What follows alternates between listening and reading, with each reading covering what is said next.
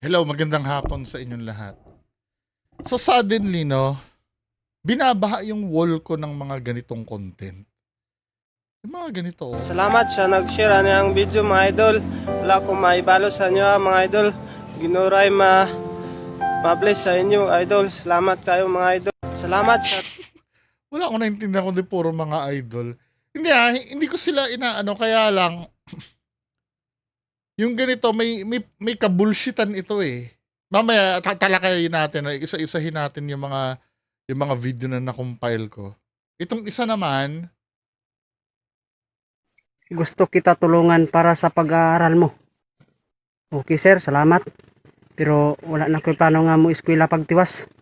Kaya na anak ko'y pamilya nga gibuhi, na anak ko'y anak nga gipa-eskwela. Saan na lang, kung mo eskwela ko, pinsan na lang mo buhi sila ha. Muna nga, maningkamot na lang ko para sa ako ang mga anak nga pohon. Magagwanta ko diri sa akong pagpanghurnal, makahuman lang sila sa pag-eskwela. Ano lang, salamat sir sa imuhang kinasing-kasing pagtabang. God bless. tama ba yung pagkakaintindi ko na tinanggihan niya, yung gusto kita tulungan sa pag-aaral mo? Hindi eh, ang gusto yata nito pera eh. Ang daming isa pa. Tapos ito naman. Lahat ibibigay, lahat gagawin. Salamat sa Diyos na pinautang tayo. Pero gatas at biskwit mo, hayaan mo, babayaran natin to kapag nabenta na natin yung kamuting kahoy natin.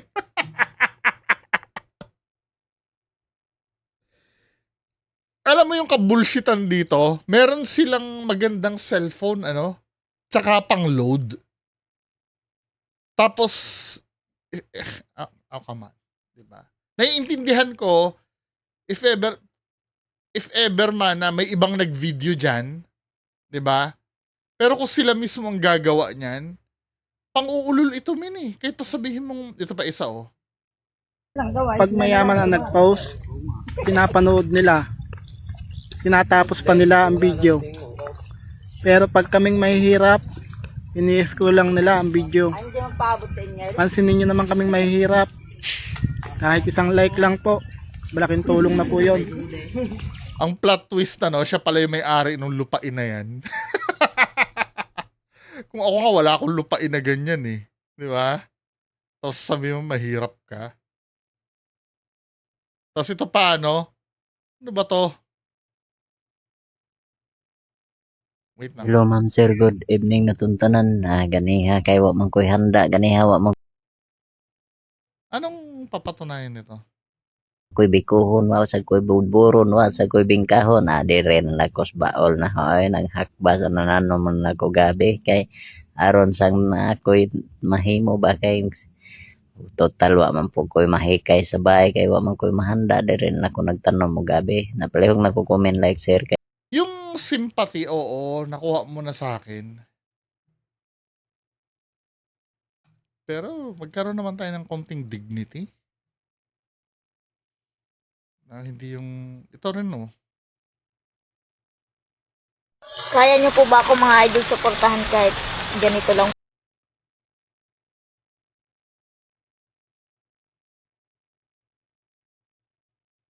Bago. po ako? Naabutan na ako. Ano sabi niya? Kaya nyo po ba ako mga idol suportahan kahit ganito lang po ako? Naabutan na ako ng ulan dito sa bundok. Nilalamok na maka-upload lang ako mga idol.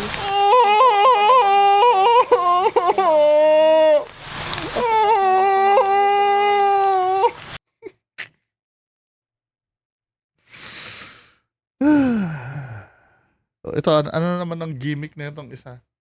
Magandang tanghali po. Dito po ako sa bukid po magtatrabaho. Kahit mainit po ang araw, magtatrabaho pa rin ako po para sa pamilya. Magandang tanghali po. Dito po ako sa bukid po magtatrabaho. Kahit mainit po ang araw.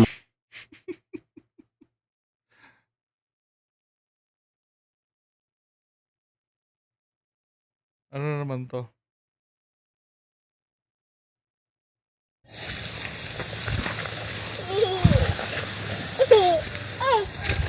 Kuha po kami tubig, idol. Ayaw po ang tubig namin dito sa bukid, idol. Kaya po, Hirap na hirap na. Ginamit pa yung bata. Diba? Hindi nyo nakikita, may pang cellphone sila, may pang load sa cellphone.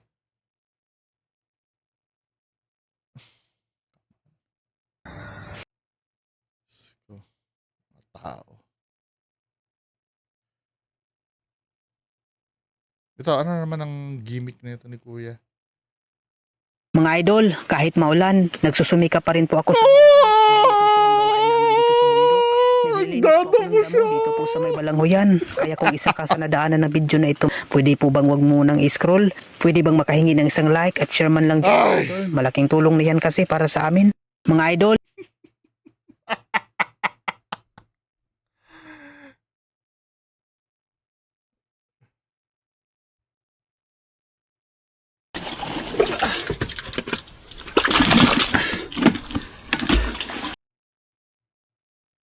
Guys, mahirap talagang ganitong trabaho kapag nag-iisa ka lang.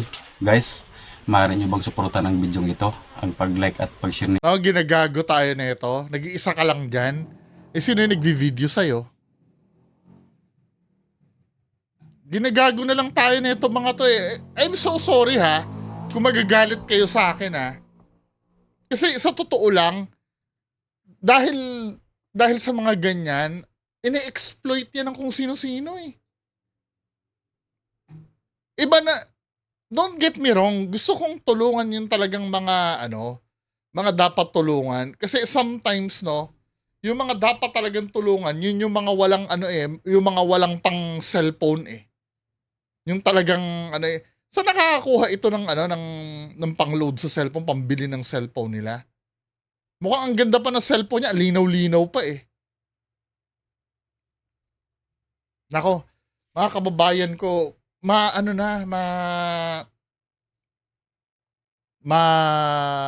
malawak na ang social media. Marami nang manluloko sa social media. Kung gusto nyong tulungan, tulungan nyo. Pero make sure nyo na yung ibibigay nyong pera ay mapupunta dun sa talagang gusto nilang maging. For example, ang ninunguy-nguy ni Kuya, magkaroon siya ng pera pang bili ng bisikleta para may masakyan siya. I-make sure nyo talaga na bisikleta yung bibilhin. Diba? Or merong may sakit na tutulungan daw di umano. Make sure nyo na may sakit talaga. Kasi sa totoo lang, itong palagi ko sasabihin sa inyo ha, yung pera kasi, yung mga OFW na makikinig sa akin ha, yung pera nyo, ang target nito mga OFW eh. Kasi OFW lang naman sometimes yung may time na manood ng ganyan dahil homesick kayo, di ba? Yung pera, kaya kayo nagbibigay, kaya nyong mawalan nun. Kaya nga kayo magbibigay, kaya nga kayo magpapadala, di ba? Kasi kaya nyong mawalan nun. Hindi ko sinasabi na nauubusin yung pera nyo or pwede rin naman ubusin yung pera nyo. Pero hindi ko sinasabi na hindi nyo, malulugi kayo pagka pinadala nyo yan. Kaya nyo mawalan, kaya nga bibigay nyo eh. Ibig sabihin, handa kayong mawalan ng ganon at mapunta sa kanila. Pero, ang hindi nyo nanaisin dyan pag niloko kayo, masakit yun. Yung pera kasi na ibabalik yun eh. Diba? Magbigay ka ng kahit sabi mo 500 dyan. Bigyan mo si Kuya ng 500, pwede ba kita mapadalhan ng 500 sa GCash mo? Pambili mo ng kung ano man ang kailangan mo. 'Di ba? 500 lang 'yun. 'Di ba? Baka sa susunod na sweldo nyo, doble-doble pa yung kapalit nun eh. Pero yung feeling na niloko kayo na bigla nyo mababalitaan yung binigay nyo pinangsugal lang pala. Or pinambili ng mga bagay na luho na hindi naman kailangan. Na biglang maiisip nyo, pucha, yung mga anak ko sa Pilipinas, hindi ko man mabilhan ng luho nila. Tapos ito, nagkakaluho dahil doon sa pinadala kong pera. Kayo, bahala kayo, no? Pero sinasabi ko sa inyo, yung kadedebang ko sa mga ghost hunters na ganyan, merong ganyan na parang nagsisi. Diruin mo, yung bahay nila, hindi pa gawa yung CR, pero yung ghost hunter na sinusuportahan, nabilhan niya na ng ng action camera. 'Di ba? Nabilhan niya na ng yung camera na maganda. Pero sila wala pang CR. Nangyari yan, nako. Ngayon, todo sisi yung wala eh. Tapos pagka binaliktad pa. Binaliktad pa yung tumulong. Ang sabi pa nung nalaman na kasi yung OFW hindi niya alam na sumisweldo ng malaki sa social media yung tinulungan niya. Hindi ko nababanggitin kung sino ha. Ang palabas kasi do sa vlog, parang ganito din yung mahirap-mahirap. Titingnan nyo din ilan ba ang followers nito? Ito si Marvin Peralta. Ilan ba ang followers niyan? Pag-isipan nyo, habang kayo 25,000 a month ang sweldo nyo dyan sa abroad, tutulungan nyo yung merong 957k na followers? Abay, mag-isip-isip kayo. Baka mamaya mas malaki ang pera dyan sa inyo, yung tutulungan nyo na yan. 'Di ba? Habang kayo ay tipid na tipid yan sa abroad, nahabag kayo doon sa mga pinaggagawa nito, 'di ba? Nga sana, yung pera na ipapadala nyo dyan ay pinambili nyo ng laruan ng anak nyo. 'Di ba? Pinadala nyo pa dito. Bring like at share. Thank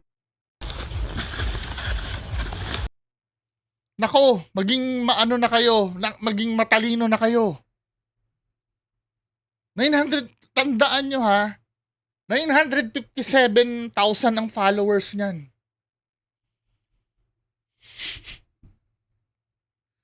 Diyos ko, mga kababayan ko.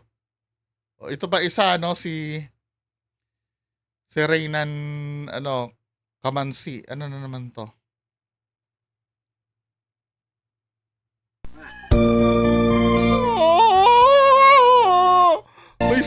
Just imagine, kayo ha, anuhin nyo sa sarili nyo, kayo ba marunong mag-edit ng ganyan? Na may background music na ganyan? Na may voice over? Diba? Kayo, kaya nyo? Hindi ba kayo nagtataka? Alam na alam nila kung paano mag-edit niyan? Ilan bang followers nito ni Reynan, 456k followers, oh? Pobreng vlogger. Tapos ito yung mga pinapakita niya. Yan, 1.9 million views yung mga ganyan. Abay nako. Baka mamaya yung sweldo nyo dyan, wala pa sa 1/4 ng nasusweldo nito sa social media. Magulat kayo.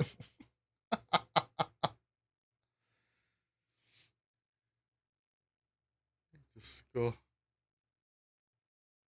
Ito, isa, gimmick naman na itong isa.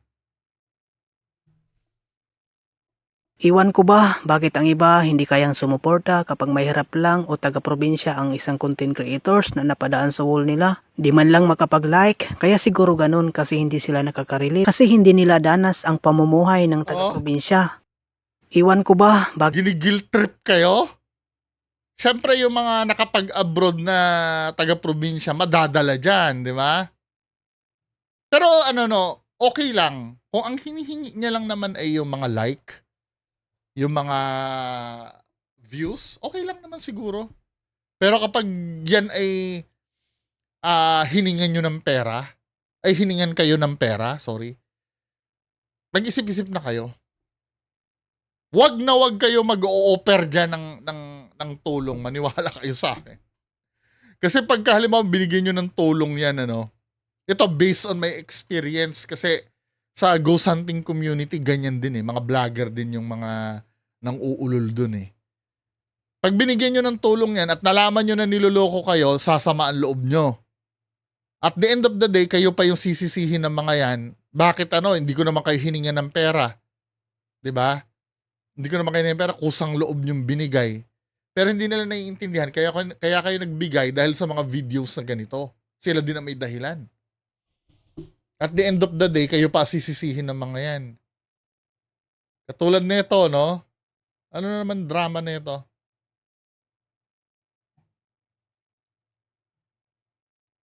Na kung tutuusin, tingnan nyo din naman kung may ano.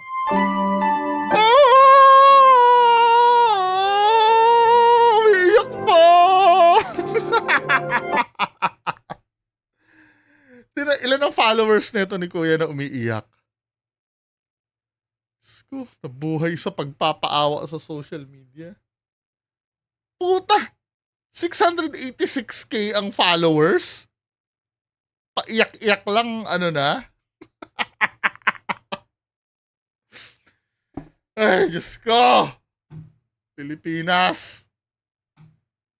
Kasi sa totoo lang, ang paggawa ng content kasi informative ito dapat. Dapat meron kang napupulot. Pero kung ang mga content na ganyan, yung gagawing lang, pampulubi, abay, mag-ano naman kayo. Okay pa yung yung iba na nakikita ko, tamo ha.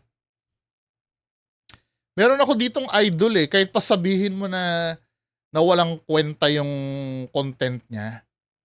Ito si Sir Felix. Kahit na ganyan-ganyan yan, alam mo may karisma itong taong ito Yung kamukha ni 88. Nung una, busit na busit din ako dito, pero tumagal-tagal, kahit pa sabihin mong walang substance, alam mo yung napapaligaya ka niya sa mga pinagagagawa niya. Kung halimbawa magbibigay din lang kayo ng pera, mas gusto ko pang bigyan ng pera ito Kasi nag-iisip talaga siya para pasayahin yung mga tao, hindi kayo yung inuulol, yung ginigil trip, 'di ba? Ilan ang followers nito ni ito deserving to kahit pa sabihin ito 474k lang yung followers niya, pero yung mga content niya kasi matatawa ka talaga pag pinanood mo. Meron siya ditong tawa ako ng tawa yung yung kinalmot-kalmot niya yung puno ng saging. Ay, ito ba 'yan? Ay, hindi, ito yata yung yan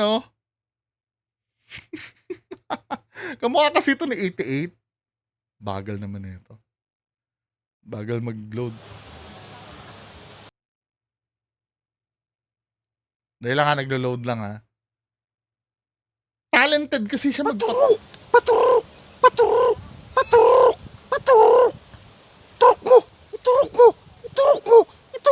Paturok mo! Di ba kahit mga simpleng ganon, mapapangiti tayo Hindi siya yung yung puro paawa na lang. Di ba?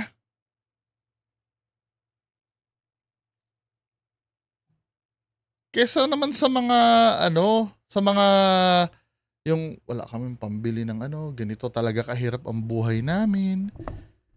'Di ba? Kayo nagtatrabaho kayo diyan sa ibang bansa. Nilayasan nyo na yun yung ganong buhay 'Di ba? Ang ginagawa nito mga to, kinikiliti yung damdamin nyo. Pinaparamdam sa inyo yung pinagdaanan nyo dati para sila bigyan nyo. Nako. Hayaan nyo sila magsumikap din katulad nyo. May mga taong karapat-dapat din naman talagang tulungan.